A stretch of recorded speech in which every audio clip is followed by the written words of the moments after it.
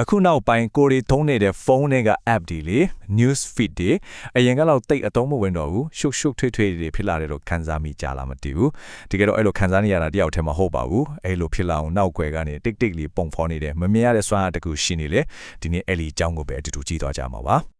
ဒီမှာကြည့်လိုက်ပါဒီကနန်း138တက်68တန်းဒါကဘာကနန်းလဲဆိုတော့ gsmarina.com ဆိုတဲ့ phone review လုပ်တဲ့ website တစ်ခုတည်းကိုပဲတလာထဲနဲ့ဝင်ကြည့်လိုက်အချိန်အရက်အတွက်ပါမနှဲလာပါဘူးနော်ဒါကိုကြည့်တဲ့နဲ့တင် mobile ပညာကကျွန်တော်တို့နေ့စဉ်ပေါ်တဲ့နဲ့ဘလောက်တောင်နီးကပ်ပြီးအရေးပါနေလဲဆိုတော့ကိုရှင်းရှင်းလင်းလင်းမြင်လိုက်ပါတယ်အဲ့ဒီမှာပဲဒီနေ့ရဲ့အဓိကမိကုံးကထွက်လာတာပါနီးပညာတွေကတစ်နှစ်ထက်တစ်နှစ်ပိုကောင်းလာတယ်လို့ပြောနေကြပေမဲ့ကျွန်တော်တို့ရဲ့ digital ဘဝရည်သွေးကတကယ်ပဲကျဆင်းနေပြီလား app တွေကသုံးရတာပိုခက်လာသလိုအသုံးဝင်တဲ့အချက်လက်ကောင်းတွေရှာရတာလည်းရင်ကထက်ပိုခက်လာသလိုပဲနော်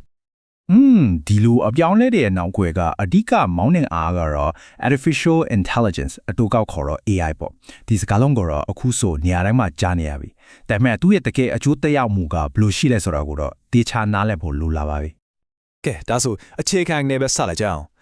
လူတွေပြောနေကြသလို AI ဆိုတာတိစိတ်ရှိတဲ့စရုပ်တီးတွေကြောင့်လုံးဝမဟုတ်ပါဘူးအဲ့ဒီတော့ AI ဆိုတာတကယ်တမ်းမှာဘာလို့ဆိုလာလဲတစ်ချက်ကြည့်လိုက်အောင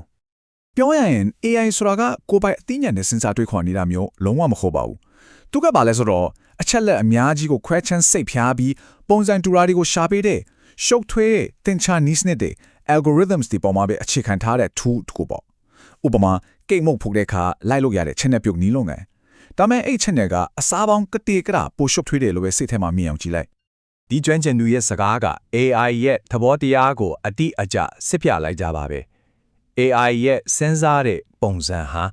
လူသားတွေရဲ့နားလည်မှုခံစားမှုတွေနဲ့လုံးဝကိုကွဲပြားခြားနားပါတယ်။သူကအဖြေတွေကိုတွက်ချက်ပေးတာဖြစ်ပြီးနားလည်နေတာမဟုတ်ပါဘူး။ AI လို့ပြောလိုက်ရင်အဓိကအားဖြင့်အမျိုးအစားနှစ်ခုတွေ့ရတတ်ပါတယ်။တစ်ခုက generative AI ပါ။သူကတော့စာသားတွေပုံဒီလိုအကြောင်းအရာအသစ်တွေကိုသူ့လေ့ကျင့်ပေးထားတဲ့ data တွေနဲ့ဆင်တူအောင်ဖန်တီးပေးပါတယ်။နောက်တစ်ခုကတော့ predictive AI ပေါ့။သူကတော့ရာသီဥတုဘယ်လိုဖြစ်မလဲအခစားပွဲမှာဘယ်အသင်းနိုင်မလဲဆိုတာမျိုးကိုအချက်လက်တွေပုံမူပြီးကြိုတင်ခန့်မှန်းပေးတဲ့မျိုးစားပါ AI နဲ့ပတ်သက်ပြီးအများစုထင်မှားနေတဲ့အချက်တချို့ကိုရှင်းရှင်းလင်းလင်းသိထားဖို့အရေးကြီးပါတယ်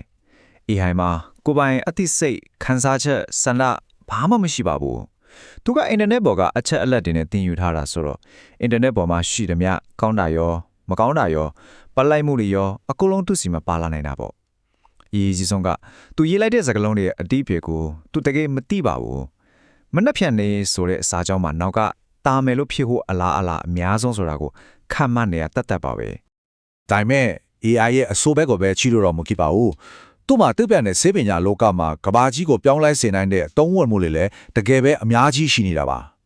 ါဒါကအရာရာမှာဒွန်တွဲနေတဲ့ကောင်းကျိုးဆိုးကျိုးရောလေကဲအခုကျွန်တော်တို့နောက်တစ်ဖိုင်းကိုရောက်လာပါပြီဒါကလူတော်တော်များများကြုံတွေ့နေရတဲ့ digital platform တွေရဲ့အရေးအသွေးကြဆင်းလာမှုကိုဖော်ပြဖို့အတွက် Cory Doctorow ဆိုတဲ့သူကဖန်တီးခဲ့တဲ့အားကောင်းတဲ့ wall horror တခုအကြောင်းပါနင်းနဲ့တော့ထူးဆန်းနိုင်ပါပဲ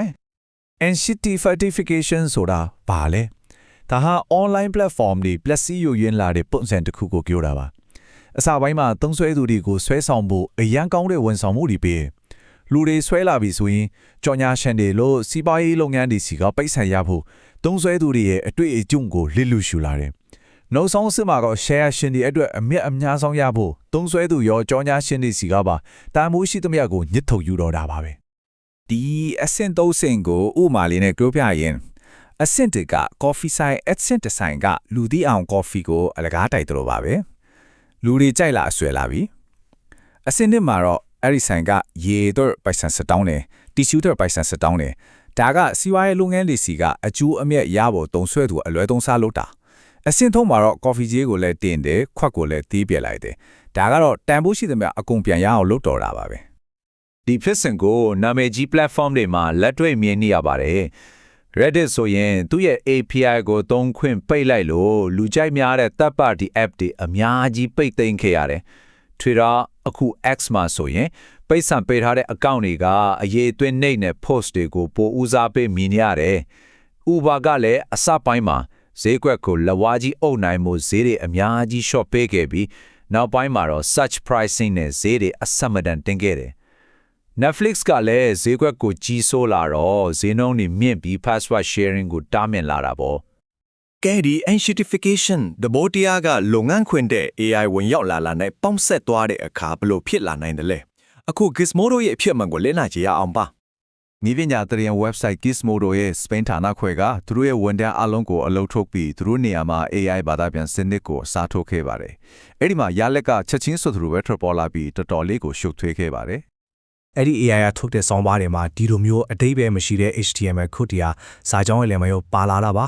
ဒါလူသားတယောက်ရဲ့ကြီးကျယ်မှုမရှိဘဲ AI ကိုနေရာတိုင်းမှာအစားထိုးဖို့စောလွန်တဲ့ဆိုတာနဲ့အရေးတွေဘယ်လောက်ချီကျဆင်းသွားနေလဲဆိုတာကိုပြနေတဲ့ရဲစရာကောင်းတဲ့သက်သေတစ်ခုလိုပါပဲ Gizmodo ကိစ္စက AI ကိုသုံးမလိုက်တွေပဲအသုံးလိုက်လို့ရည်သွေးကြသားတဲ့မတော်တဆမှုလို့ပြောလို့ရပါမယ်ဒီဘက်မှာကြတော့တမင်တကာလောက်တာမျိုးဖြစ်သွားပြီ X ပေါ်မှာမုံတီးစကားတွေများလာလို့ကြောင်ညာရှင်တွေထပ်သွားတဲ့အခါ Elon Musk ကတို့ကိုမလိုအပ်ကြောင်းအရန်ပြင်းထန်တဲ့စကားနဲ့သုံးပြန်ခဲ့တာလေဆိုတော့ဒီဖြစ်ရနှစ်ခုကတင်ကားပြရဲ့ဟိုဘက်ဒီဘက်လို့ပဲတစ်ခုကမတော်တဆရည်သွေးကြတာနောက်တစ်ခုကတော့တခြားရည်ရွယ်ချက်တဲ့အတွက် user ရဲ့အတွေ့အကြုံကိုတမင်တကာလေးရှုပစ်လိုက်တာအဆုံးသတ်မှာတော့နှစ်ခုလုံးက enshitification ဆိုတဲ့လမ်းကိုပဲဦးတည်သွားစေတာပါပဲကဲအခုလက်ရှိပြဿနာတွေကနေအနာဂတ်လမ်းကြောင်းတွေနဲ့လုပ်ငန်းတွေပဲရဲ့တုံ့ပြန်မှုတွေကိုအာယုံစိုက်မဲ့နောက်ဆုံးအပိုင်းကိုရောက်လာပါပြီလူမှုကွန်ရက် platform တို့ရဲ့အရေးသွေးကြဆမှုဟာသူတို့ပေါ်မှာပဲရက်သက်မနေပါဘူးအဲ့ဒီကနေတစ်ဆင့်တည်င်းအချက်လက် GitHub system တစ်ခုလုံးကိုပါဓာတ်ရိုက်စိုးကျိုးတက်ရောက်စေပါတယ်ဒီ slide ပေါ်ကအချက်လက်တွေကအခြေအနေကိုပိုပြီးရှင်းလင်းစေပါတယ်Reuters Institute ရဲ့အချက်လက်တွေကလွန်ခဲ့တဲ့နှစ်နှစ်အတွင်း Facebook ကနေသတင်း site တွေကိုရောက်လာတဲ့ traffic က 69% ထိထိုးကျသွားပြီး X/Twitter ကနေ 50% ကျဆင်းသွားပါတယ်။ဒါဟာလုပ်ငန်းတွေတစ်ခုလုံးကိုလှုပ်ခတ်စေတဲ့ကြီးမားတဲ့အပြောင်းအလဲတစ်ခုပါဒီလိုအခြေအနေမှာဝါဟာရအတစ်ကိုပေါ်လာပါတယ်အဲ့လာကတော့ AI slop ပါ Reuters Institute ရဲ့အဓိပ္ပာယ်ဖွင့်ဆိုချက်အရဒါဟာ generative AI နည်းပညာတွေသုံးပြီးအစုလိုက်အပြုံလိုက်ဖန်တီးထားတဲ့ရေးသွင်းနေစာတွေပုံတွေဗီဒီယိုတွေကိုဆိုလိုပါတယ်။ internet ကိုအမိုက်တွေနဲ့ပိုရှုပ်ထွေးစေတဲ့အရာတွေပေါ့ ဒါပေမဲ့ဒီခြေနေကိုအားလုံးကလက်ယုံနေတာတော့မဟုတ်ပါဘူး The Washington Post နဲ့ Financial Times တို့လိုထိပ်တန်းသတင်းဌာနကြီးတွေက AI ကိုအပြုသဘောဆောင်တဲ့ဘက်ကနေအသုံးချပြီးသူတို့ရဲ့ယုံကြည်စိတ်ချရတဲ့သတင်းချက်လက်တွေနဲ့ပဲလေ့ကျင့်ပေးထားတဲ့ AI chatbot တဲ့ဖန်တီးပြီးတုံ့ပြန်ဖို့စ조사နေရပါတယ်ဆိုတော့အနစ်ချုပ်ရရင်ကျွန်တော်တို့ဟာလမ်းစုံလမ်းခွာတစ်ထူမှာရောက်နေပါတယ်တစ်ဖက်မှာလူသားတွေကိုအထောက်အကူပြုပြီးကဘာကြီးကိုပြောင်းလဲဖိနိုင်တဲ့ AI ရဲ့အလားအလာတွေရှိနေပြီးနောက်တစ်ဖက်မှာတော့ enshitification နဲ့ AI slop လို့ချင်းချမှုတွေက digital ကဘာကိုညဉ့်ညမ်းစစ်ဖို့အဆင့်သင့်ရှိနေပါတယ်ဒီတော့နောက်ဆုံးအနေနဲ့စဉ်းစားစရာမေးခွန်းတစ်ခုထားခဲ့ချင်ပါတယ် AI ကအကြောင်းအရာအများစုကိုဖန်တီးလာတဲ့အနာဂတ်ကဘာမှာတကယ်တမ်းမှုရှိပြီးထူးခြားဆန်းသစ်တဲ့အကြောင်းအရာတွေနဲ့ရေသွေးနှိမ့်တဲ့ AI slop တွေကြားကကွာခြားချက်ကိုဘယ်လိုစံနှုန်းတွေနဲ့ခွဲခြားသတ်မှတ်ကြမလဲဒါဟာနောက်လာမယ့်နှစ်တွေအတွက်အရေးဆုံးမေးခွန်းတစ်ခုဖြစ်လာနိုင်ပါတယ်